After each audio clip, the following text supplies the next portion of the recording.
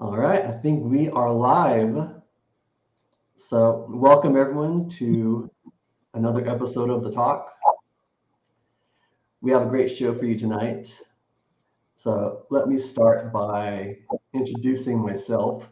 I am Brian Green, a Southern California ambassador for Total Hi-Fi Experience, or T.H.E for short.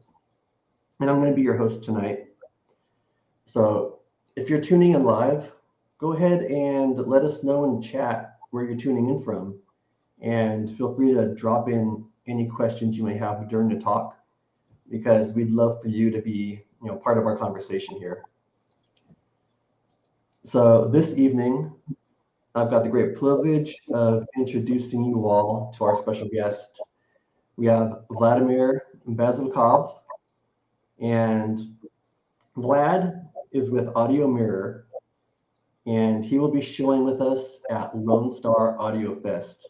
That's going to be in May on the 2nd, 3rd, and 4th in Round Rock, Texas, which is just part of the greater area of like Austin, Texas. So, Vlad, I'd like to kick things off here with just getting a introduction to who you are, and then we can maybe transition to talking about the background of your company and the history and kind of get into your specific product line as well. So how about we begin by you telling us, when did the audio bug first bite you? Uh, okay. I'm originally from Bulgaria.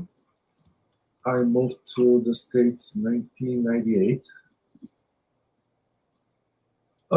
Since then, uh, I've been working two jobs, one daily job, everyday job, and the other one was my hobby slash business called Audio Mirror. Uh, all this started back in my country, in Bulgaria. Uh, I have a few funny stories how it started. Bulgaria is a post-communist country. At the time, I got very deep into audio. We were a communist country, and we had no access to high-end audio. Also, we were poor country. So even if we had some uh, option to buy audio equipment, we didn't have the money or the funds. So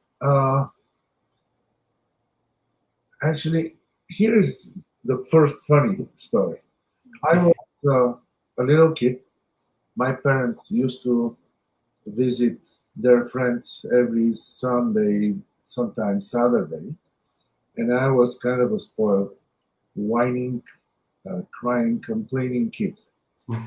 I was so bored all night long, and I was crying, I'm bored, I need to play with something. And my parents and the other guys was really annoyed. It happens that the other guy, he was an audiophile. And one evening, he asked me, "What? Come here." He put me on a chair, he put a headphones on my head, and he played Shirley Bassey live concert. I was shocked. I was like in heaven, and actually, this is what um, got my interest, my curiosity, and my love for audio. Since then, I've been asking my parents, "Are we going this next weekend to these guys?" Because I wanted to hear more music and more music. So actually, this was the first person who introduced me to high-end. I wouldn't call it high-end, but hi-fi audio. It Yeah. was very good at that time. Later on, at high school, I was playing in a band, and we had this small 12 watt. guitar amplifier, all tubes, of course. And at that time, I was having some solid state monster amp Hitachi with we call these wipers, the big needles on the front panel. Uh-huh. It was like 250 watts per channel, some crazy thing. And one day I brought at home this 12-watt tube amp for repair. And I had to hook it up and listen it after it was fixed. So I listened. We're talking about one channel mono. I was amazed how good this amp sounds. This is when my love for tubes started, and since then I'm a tube guy all my life. I don't discard solid state, but my preference is for vacuum tubes and vacuum tube audio equipment. Then 1984, I built my first tube amp. Many friends liked it, and I decided to start manufacturing these amps. Bulgaria being a small country, uh, hi-fi, high-end audio wasn't very popular, so I saturated the market. In 4 or 5 years, everybody who had money and who was into audio, he had my amps. And this was pretty much it, the story from Bulgaria. Then later on, uh, I was running recording studio. I was producing Bulgarian bands, artists, music, uh, and everything was going pretty good. And at that time, we had this so-called green card lottery, which doesn't automatically allows you to come to America. It just gives you an interview at the embassy, American embassy. So I was kind of reluctant. Should I go to this interview or not? Because business was good, everything was fine. But out of curiosity, I decided I'll, I'll go to the embassy and see how the interview goes. Uh, Here's the other funny story. First half of the interview, you are questioned by Bulgarians working at American embassy in Bulgarian language. The second half is you and American ambassador in English. My English wasn't that good at that time, and he came, very nice guy, started asking me about my education, background, what my plans are, and I told him I'm an electronic engineer.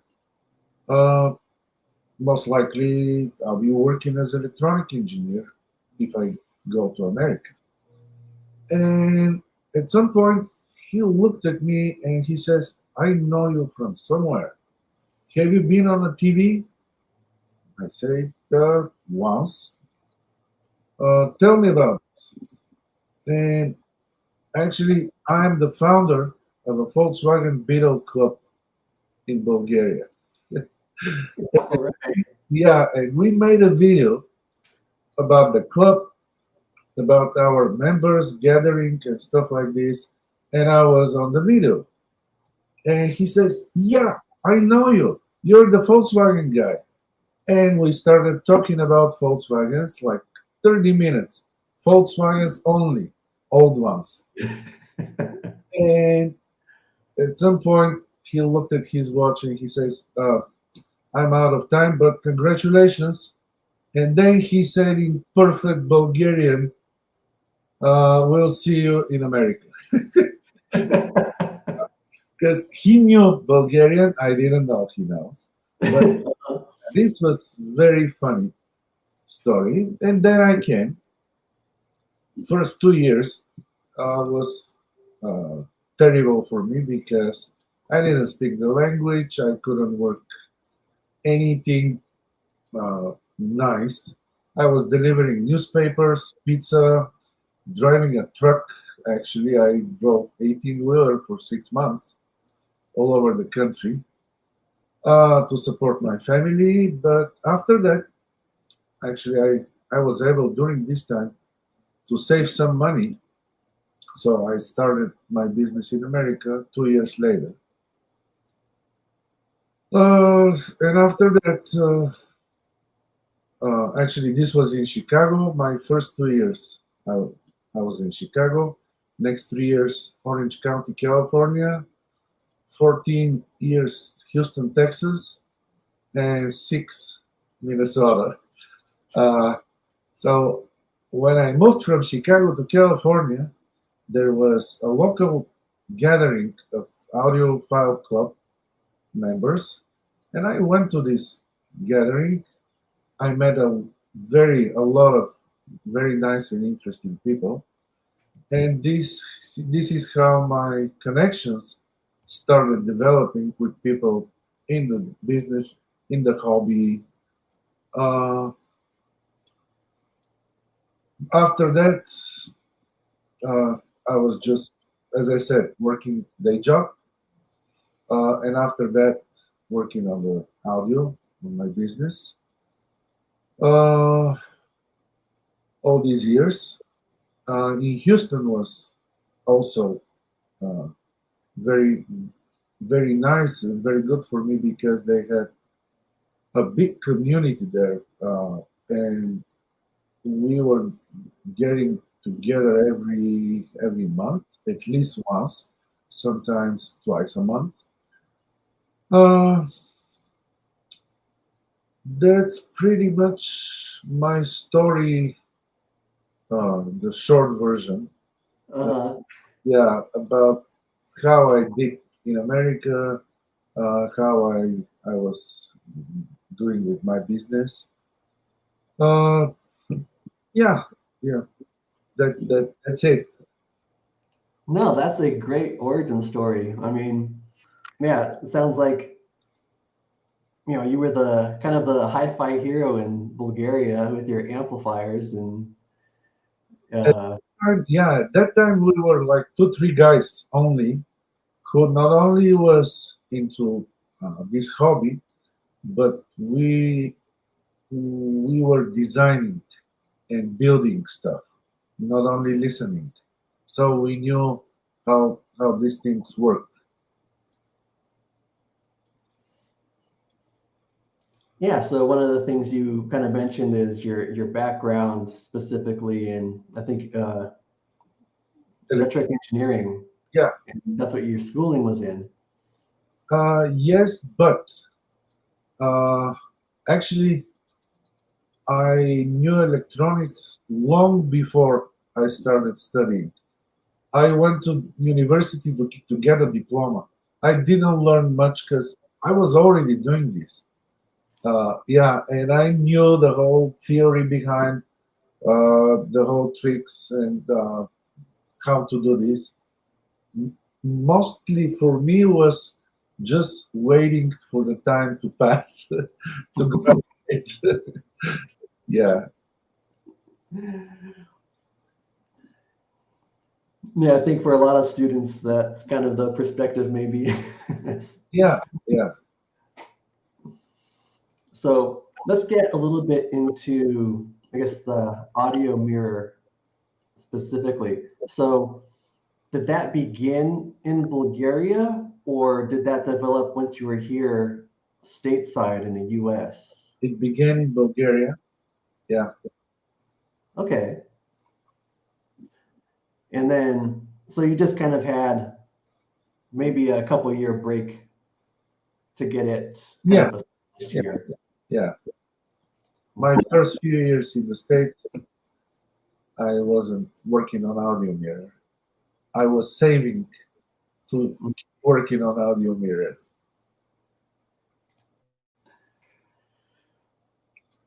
Well,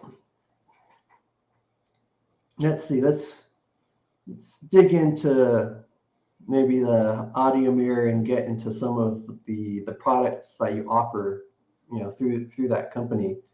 But just to kind of start off with it, your designs and products, have been recognized in the audio industry.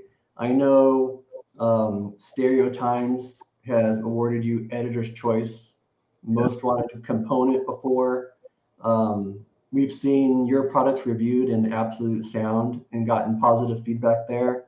In addition to just many direct end user testimonials that are shared online. I know there's posts across a number of audio forums and message boards of people using your products and enjoying them. Um, so why don't you kind of get into your it's maybe an overview of the full complement of audio products that you guys offer, and kind of highlighting that secret sauce of yours using tube-based Yeah. high-end audio equipment. Uh, Before I start talking about this, I want to say everything I built it for myself first. This is my philosophy. If I like it, if it passes my listening taste, uh, I turn it into a product. If not, I just forget about this project and go to the next one. Uh, being an audiophile, I developed my own taste. I'm not saying it's good or bad, just my own taste for sound. And thanks God, turns out many people, many audiophiles agree with my taste. Uh, so back to what I said. I was thinking when I started what I need. I need a power amp. Let's design it for myself, build it for myself. And I did that. Took me a while, by the way. All designs, all the schematics, configuration, uh, everything is my own design. I started, I'm talking 1984, back in Bulgaria, by copying other designs. But by copying and keep building these designs, I started coming up with my own ideas, my own designs. Some I even patented back in Bulgaria. Uh, and it's been a lot of changes, especially for this first power amp that I did until I satisfied myself and my ears. Then I built another, first design, of course, and then built another power amp, lower power. Uh, this is kind of, I kind of shoot myself in the foot because I was uh, having this way of thinking from poor country with not a lot of access to high-end audio. Let's build a high power amp and a low power amp. So I'll have both categories of customers. But when I start building them, I figured the cost for building is about the same. So I first of all I spent same money for different models. And the most important is the high power one sounded better than the low power. And I thought, who would buy the inferior sounding amplifier? No one. Yeah. So after a few years, actually after 5 years building both, I uh, discontinued the low power model and kept doing only the high power app. Was very successful. Uh, I'll be honest, that's another interesting story. I'm using a very special Russian tubes, not Mhm. because they're cheap or Russian, but because they have a very special specs allowing me to achieve the sound I'm looking for. Unfortunately, obviously, the Russian quality control is not good, and they had a very high rate of failures, which I experienced. I had customers returning apps, complaining, having all kind of problems because of these tubes. And it's a very unique problem. These tubes can work forever without a single issue, or they can start arcing internally inside the tube. When they arc, it's a disaster. Yeah, everything around the tube burns, all the parts. They just smoke. One time I had a customer who bought the amps, and a month later he calls me, "What? One amp burned down. I have a very bad smell. Smoke came out. What to do?" And I told him, uh, "I know what happened. Unfortunately, I'll replace all the parts." Actually, that's another thing. I always fix my equipment for free, no matter if it's out of warranty. To me, warranty is just something that every company puts on their website. I repair my 20 years old amps for free. Uh, just ship it to me and I take care. But anyway, and this guy says, "Okay, tell me about the problem." And I'm telling him these tubes arc. When they arc, they have a spark inside, and this is a very high voltage spark which burns everything. And he says, "I can help you." And I was like, "Really? Okay." And he says, "I'm an electronic engineer working on high voltage protection." And I'm like, "You're my guy." So he gave me the idea about the protection circuit. Uh, he helped me a lot, I admit. I'm so grateful for this luck that I had this customer. And I further developed the protection circuit. So far, for last 12, maybe 15 years, I don't have a single complaint, single failure.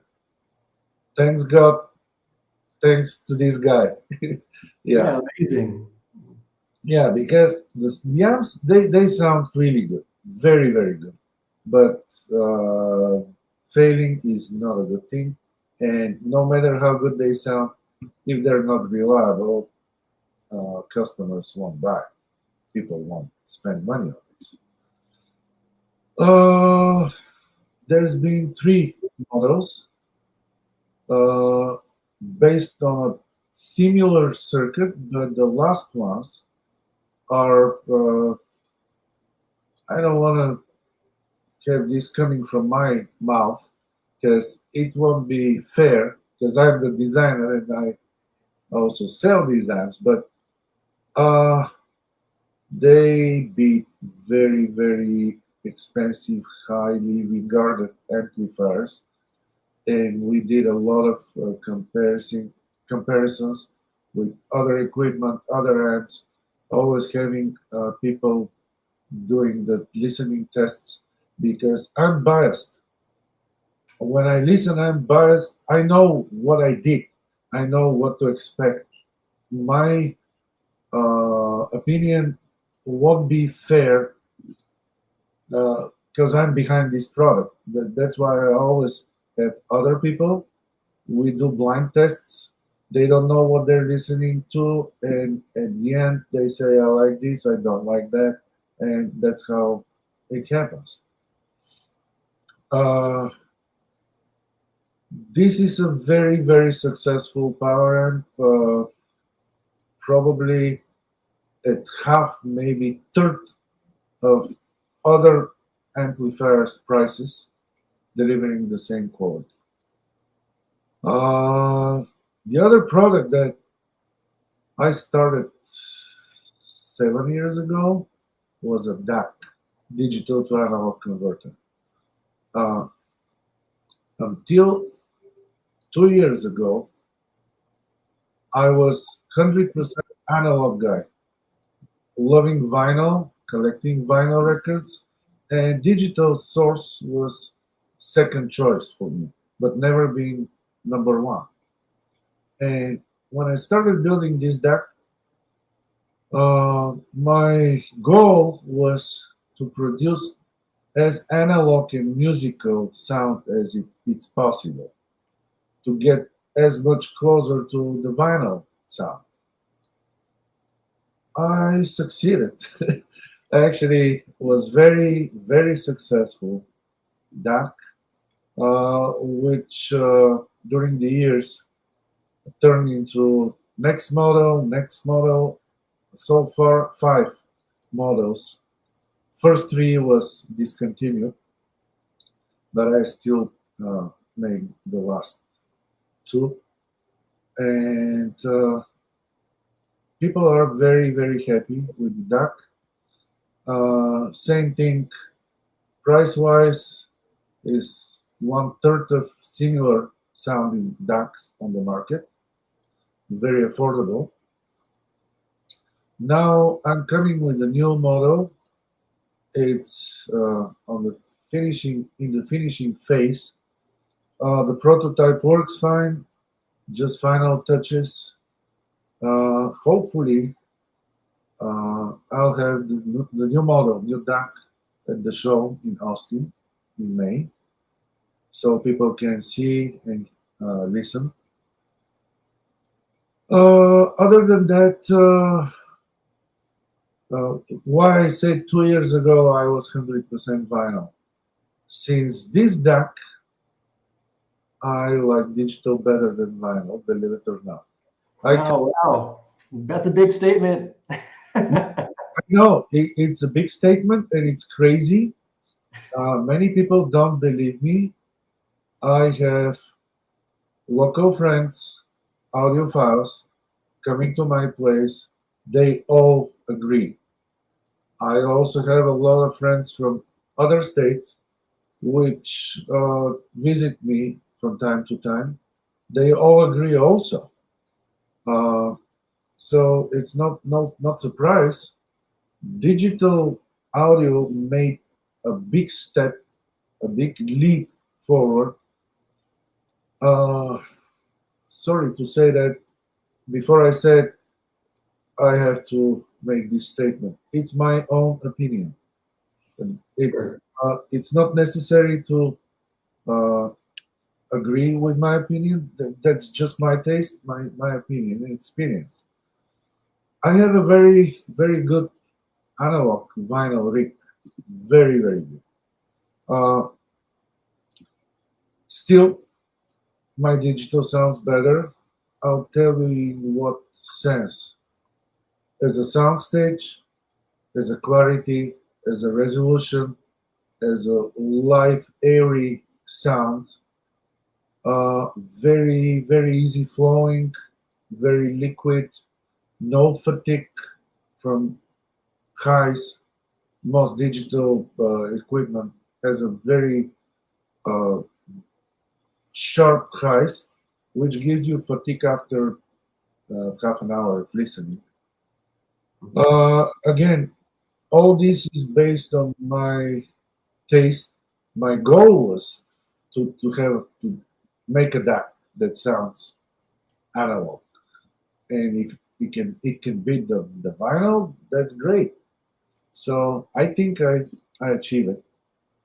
Uh, what else? I have a recent model of preamp. Same, Mhm. sounds very open, very uh, airy, very liquidy, with a lot of resolution. Uh, Also, it it sounds refined. It's not something that pinch your ears or gets in front of your face, like pushing you. No, it's very refined. You can hear all the details without uh, getting this fatigue, which normally happens with a very high resolution audio. I compared it to a few other preamps in a price range between 65 and $79,000. We've been three guys listening to these preamps, including the owner of the other preamps. They all agreed my amp sounds better. So yeah, this makes me very happy, of course, and kind of proud. Uh, that's pretty much it. Yeah, I think maybe for those that might be interested in a couple of details, so your power amplifiers are monoblock amplifiers. Yeah. So you'd have 1 amp per channel, Hmm. and the specific tubes that you have noted that you employ in there are a 6C 33C Russian tube. Yeah. That's still Yeah. accurate there. Yeah. Yeah. And they put out about 100 watts is what you have them rated for. No, 100 watts would be dynamic or peak power. Uh, Continuous power is, I rated them at 45, but uh, they're like 50 real watts. But I conservatively say 45 per channel. Okay. But if you want, I can give you some interesting technical specs why I like these particular tubes versus other tubes. Okay, yeah, let's get into it. Uh, there are very many popular tubes on the market being used in other designs from other brands, other amplifiers. Uh, for example, 300B, famous tube. Mhm. KT88, famous tube. Uh, 845, 211, 807. The last few tubes, these are monster tubes. These are these big tubes. They're transmitting tubes. They're for radio stations. They deliver a lot of watts, a lot of power. But there is a but. Uh, Transconductance, to me, is one of the very important specs for a tube. Transconductance tells you how dynamic the tube can sound, how fast it will produce transients, powerful transients. The highest transconductance I've seen ever, I pretend to know 99.9% of the tubes, is this Russian tube. This is one of the specs what made me choosing the tube. The other spec is the load impedance. Not many people understand uh, why and how it works. This is the load for the tube.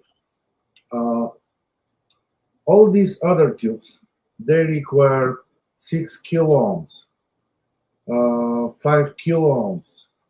Some they go down to 3 kilo ohms load. These Russian tubes, they require 600 ohms. This is a fraction of other tube loads, which means tube amplifiers, they have output transformer.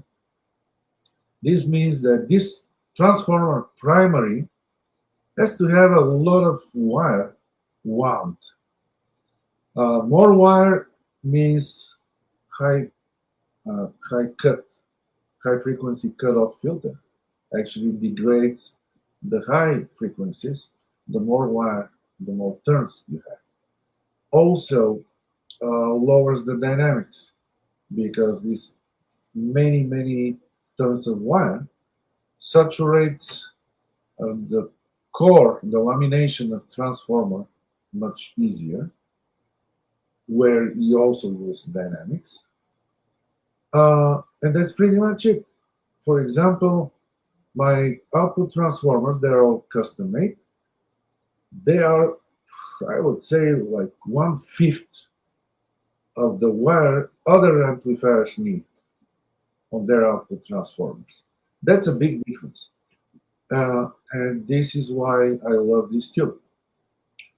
I have no problem. I tried all other tubes, by the way. I have no problem building amps with other tubes, but I don't like the sound.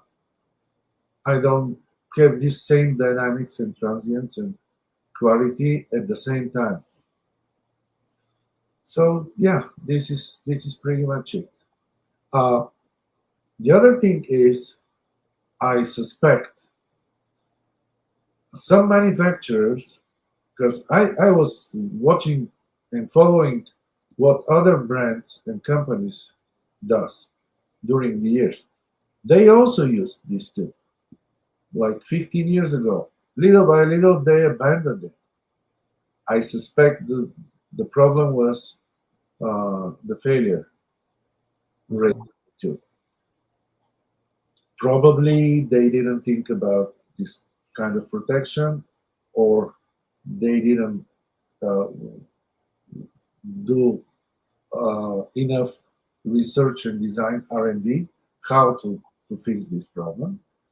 Because other tubes, they're much easier to work with.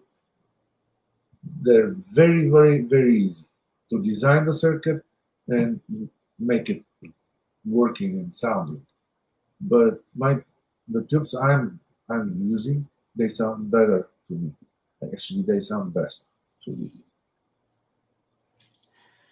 Well, yeah, it's great to have some of that, insight into, I guess, what I was calling the secret sauce of audio mirror. Yeah, And um, and you can let me know if this isn't still the case, but on I was going to get into some of the perks that come with some of your products as well.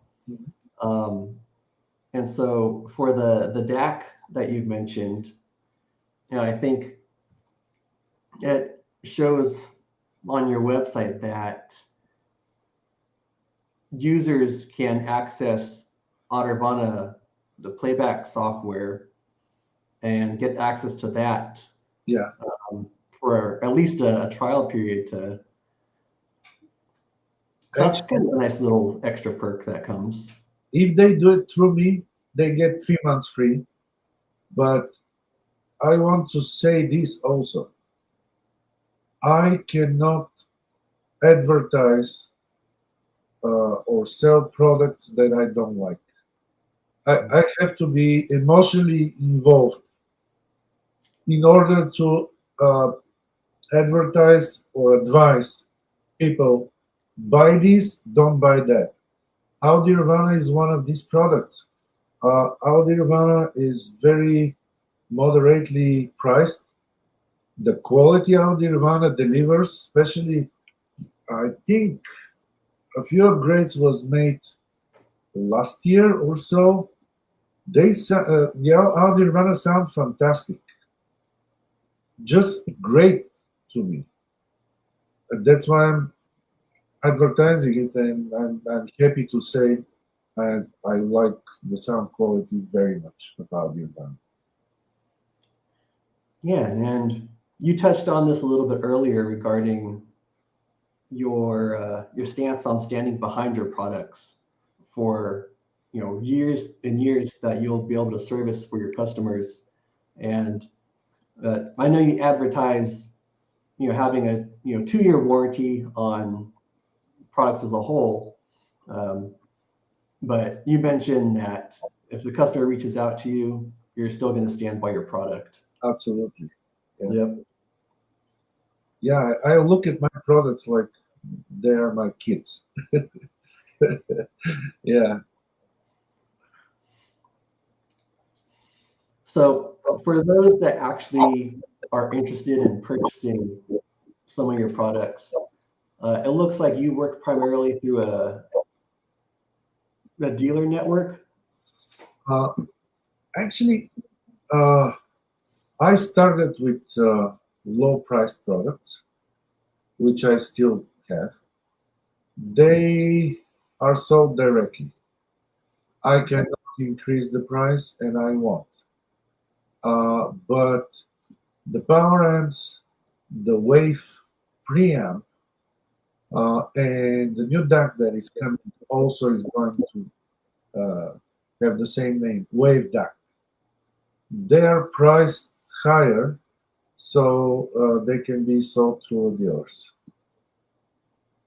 Yeah, but also customers they can reach to me directly. Okay, and then the best way for someone to maybe reach out to you if they have a question about the product or want to inquire about a purchase, would that be by reaching you through your website, audiomirror.com, and the Yeah, contact form there? yeah, yeah. I Okay, great. I purposely didn't put my phone there because I'll be talking all day long. Yeah. Uh, I always talk to my customers if they request through an email, just saying, "What can I call you?" I give them my number. They can call me and we can talk.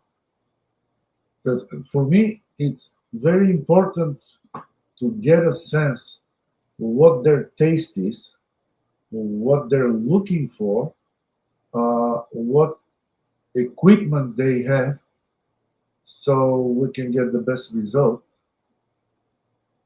So yeah, they're very welcome to contact me, and we can talk and chat and go from there. Yep, and that's excellent. I mean, someone can get basically the full system through your components. All they have to do is add a source and add a loudspeaker. Yeah, yeah.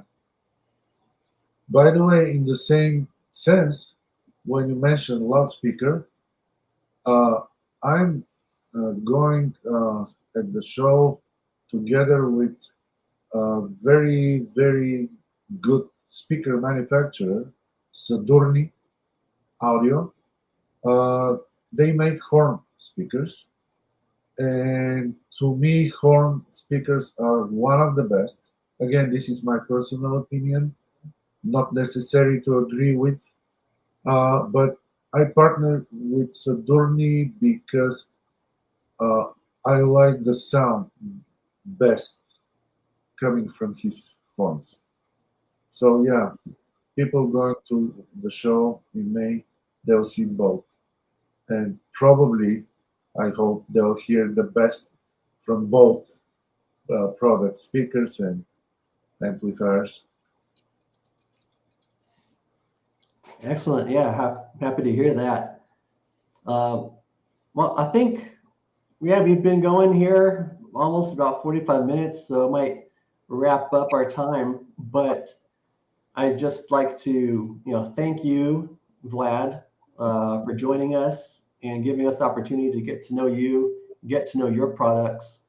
And for anyone that would like to hear Vlad's products and maybe speak to you at the show, you'll be there in person. Yeah, yeah, absolutely. Yeah, so you can meet Vlad with Audio Mirror at Lone Star Audiofest in Yeah, May, yeah, 2nd, 3rd, and 4th. And if you go online right now, early bird discount tickets are still available for the show. So you can save a couple bucks and put that savings towards getting some new components from Vlad. yeah, yeah, yeah. Well, have a great night, Vlad. I really appreciate the time and getting to meet you and just have this nice chat. And yeah, hopefully you get a lot of people come and say hello to you. Yeah, thank you. Joe. And likewise, I had a great time talking with you. So, yeah, thank you very much. All right. Well, good night, everybody. Enjoyed the stream and We'll see you on the next one. Yep. Bye. Bye.